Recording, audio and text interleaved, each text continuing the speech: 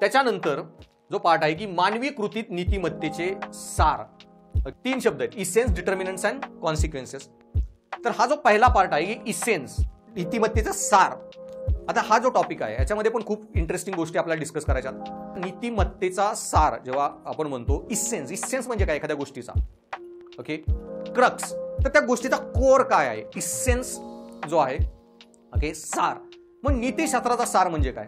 मग याच्यामध्ये बऱ्याच गोष्टी आहेत की नीतिशास्त्र म्हणजे असतं काय नक्की, नीतिशास्त्र हा सब्जेक्ट जो आहे तो आपल्याला का शिकायचा आहे, आपण नीतिशास्त्र लोकांना शिकवू शकतो का, नीतिशास्त्र शिकायला आपल्याला देवाची गरज आहे का, देवांना मानण्याची, आणि जे लोक देवाला मानत नाहीत, नास्तिक लोक आहेत, ते काय अनैतिकच असतात का, कारण नास्तिक असून पण तुमच्यामध्ये नैतिकता येऊ शकते.